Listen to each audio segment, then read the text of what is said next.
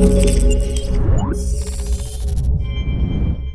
what's going on guys, Arekkz here and welcome back to another Destiny video and more Rise of Iron. So in today's video, I want to speak again about the artifacts, the 8 new artifacts coming to Destiny in Rise of Iron next month. Now these are, as previously discussed, different to the current artifacts. They actually change the way you play as opposed to just being another checkbox on your light list, so to speak, with, you know, a few incremental stat boosts. Now, the reason I want to speak about these again is because while I was at Gamescom last week and I went hands-on with Rise of Iron, the characters that we played with had all 8 artifacts equipped. And while I was there, I got a chance to try them out.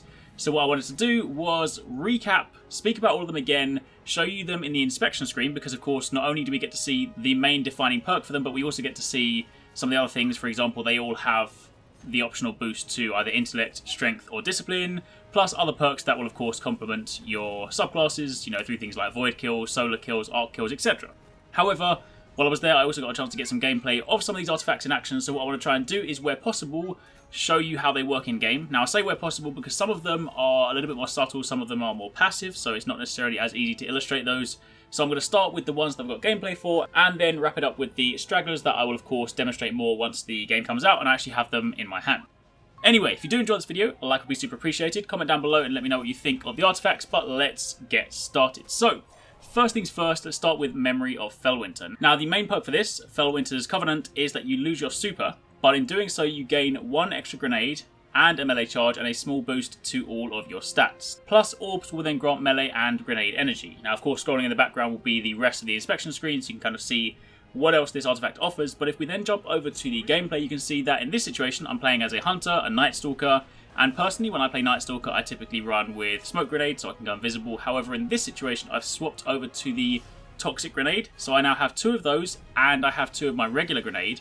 So in this particular encounter, you can see it's a really good example. This enemy teammate goes behind a pillar, and I'm then able to control the space. I throw my Toxic Grenade and my regular grenade to the left, and then throw the other 2 to the right, and immediately I've basically locked that Guardian in place. Now, this has tons of utility in PvP, and I honestly think this is probably going to be a favourite for a lot of people when the game does come out, because, you know, in things like Trials of Osiris or Elimination Game Modes, for example, this is going to be a game changer because you don't see your super that often, and, you know, there are times when you miss with your super or you mess up. So this is probably going to have much more utility in modes like that, but also it extends to things like PvE. I mean, for example, when I'm in, you know, in Prison of Elders, or if I have to go and revive someone, I typically take on that job as the Hunter, and I go invisible with my Smoke Grenade, but of course that can run out. So then having 2 of those means you can stack those, and of course this also applies to other classes as well. You know, any of your grenades, any of your melees that you find really, really useful, for example, Blink Strike Hunters, or Warlocks with your melees that allow you to punch someone on the other side of a level, anything like that, you can get 2 of those plus a boost to your stats. So it's going to be really useful, something I'm definitely probably going to use a lot more in the Crucible, because I tend to find that, especially as a Night Stalker, I like playing Night Stalker in the Crucible, but I do find that more often than not, I miss with my super, so I might actually get a lot more use out of this. So that is Memory of FELWINTER. If we then move on to the next one, Memory of JOLDER. Now this one you have Jolder's Joy, which removes your sprint cooldown permanently. Now this is probably going to be my default go-to artifact when I'm not using something else, because this just allows me to run non-stop. I mean, look at the gameplay in the background, you can see that I am running without stopping. The only thing that will stop me is, of course, when I get into combat, I get shot, I get killed, but besides that, I can run no end. And that's of course going to be very useful in a number of different ways. For example, if you're in the Crucible, you die, it means you can get back in the action a lot quicker. Similarly, if you are in a PvE situation and you need to run, I mean, one of the greatest examples of that will probably be the new raid. We've seen the gameplay of the Death Zamboni, as they're calling it, this boss on the top of the wall, and the encounter looks like it's going to revolve around you having to run away from this thing. So assuming that encounter, you know, has you running whilst also dealing with enemies or other things like that, then this could actually be very useful, because it might mean that you won't be hindered by the usual sprint lock or sprint cooldown or anything like that. So this could definitely be very, very useful. After that, you then have Memory of PERUN and the perk PERUN's Prowl, and this basically makes it so that enemy guardians with full supers and all enemies with low health are highlighted. Now, enemies on low health are highlighted in red, guardians with full supers are highlighted in gold, and with regards to the low health, it seems the game kind of treats low health as a state when you basically don't have a shield. So once you've depleted the guardian's shield, then they are considered low health, and that's when they will start to highlight. Now in the gameplay, it goes past pretty quickly, so I've slowed down all of these gameplay clips, but you can see in some of these examples, when the enemies I'm dealing with drop to low health, or they have no shield, then they start to glow red, which is of course a great indication. I mean, obviously, if you're dealing with someone up close and personal, you can tend to see their life bar. But if you're running by, maybe you're sniping or something, and you can kind of use that to prioritize your target slightly better. But the other option, of course, when you see a Guardian glowing in gold, it's just a massive glaring indicator that they have got their super. So if a Titan's running towards you in their gold, chances are they're probably going to try and Fist of Havoc you. If you see a Warlock come around the corner in their gold, then you might want to run away because they're probably going to Stormcaller or wreck your face. Whatever it is, it's going to be useful for picking people out, again, in Crucible more so than anything else. Then finally, in terms of the ones that I actually have gameplay for, you have Memory of GHELEON. Now, I didn't actually get a chance to use this one myself at the capture event, but this was shown during the live stream on the Tuesday during Gamescom.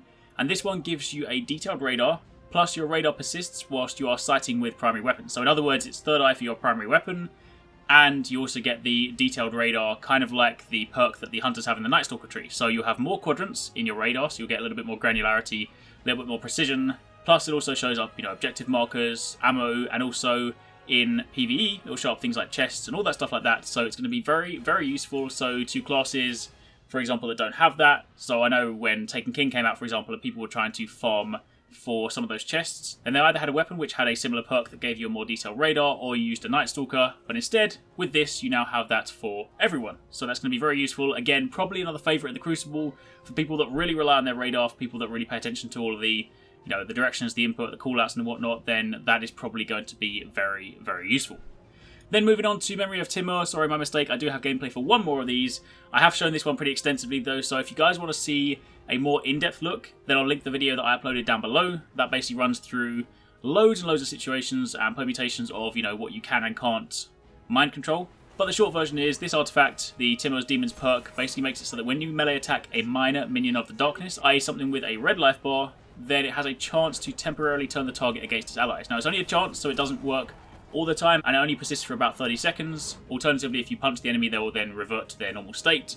But it is still pretty useful. It's pretty fun as well, and I'd be willing to bet there'll be some sort of, utility for this in raids. While I appreciate it seems that to any enemies that are above red life bars, it doesn't appear to affect those. There might well be situations where, you are bombarded by what they kind of call trash mobs, really weak mobs, but, high quantities, then it could well have its uses. Either way, this is a lot of fun. I like messing around with this one. It's probably one of my favourite artifacts just for pure fun's sake. But in terms of overall usefulness, then I imagine there'll be some slightly better choices out there. Then, moving on to the last three. These are the ones that I don't actually have gameplay of. Firstly, you have Memory of SKORRI. Now, SKORRI's Harmony, the perk, makes it so that when your super is full, nearby allies' supers recharge faster. Now, of course, this is a lot more of a passive one. So, once the game comes out, and I, of course, have, myself and my friends to be able to record side by side, I'll be able to give you a better demonstration of exactly how this works, but for the time being I don't really have a way to illustrate that. So for the time being in the background you can just see what else this artifact gives you. Similar thing applies to the Memory of SILIMAR. Whilst we were testing this at Gamescom, nobody had a Thorn, nor did anyone have any kind of means to deal damage over time, so there wasn't really a way for me to demonstrate exactly how this works. But when the game does come out, then you can use this in the Crucible. It does specifically state in the Crucible, so I don't know whether it'll have any kind of utility outside, but it does state that in the Crucible, resistance to damage over time effects is greatly increased. So it'll be interesting to think if it was useful outside of the Crucible, because there may well be a situation in the new raid, who knows, where there are some damage over time effects applied to you and you might use this to negate those, but the fact that it explicitly states the Crucible makes me think otherwise. And then finally, the last one is Memory of RADEGAST and RADEGAST's fealty. You gain the ability to reflect energy-based projectiles when guarding with a sword. And you also get increased sword ammo capacity. And unfortunately, we also didn't have a sword equipped whilst we were at Gamescom, so I had no way of testing this one. This is one of the ones that really does interest me. I actually had an interview with Arekkz, which I'll be uploading later this week or early next week, where I actually asked one of the most important questions: can you use this to play tennis with a Nova Bomb and, bounce it back and forward? Unfortunately, I don't have an answer to that just yet, so I'll have to find that out when the game launches, but for the time being, you can of course use this to defend or deflect energy-based projectiles, so that does extend to things like Nova Bombs. Christopher Barrett, the game director, actually confirmed this, plus of course other things like Ogre's laser beam or anything like that. So anything that's kind of considered an energy-based projectile will be something that you can block using this artifact. So that's pretty much it. That was a super quick look at the artifacts. You've now seen them in the inspection screen. You've seen what some of them can do. Of course, once the game comes out and I actually get these for myself, I do plan to do much more detailed videos on each of these, but for the time being, that is everything you need to know. So hopefully you guys enjoyed this. If you did, then a like would be super appreciated. Comment down below, let me know your favourite, let me know which ones you guys are most interested to try out for yourself. And thanks for watching, take it easy, catch you next time, peace out.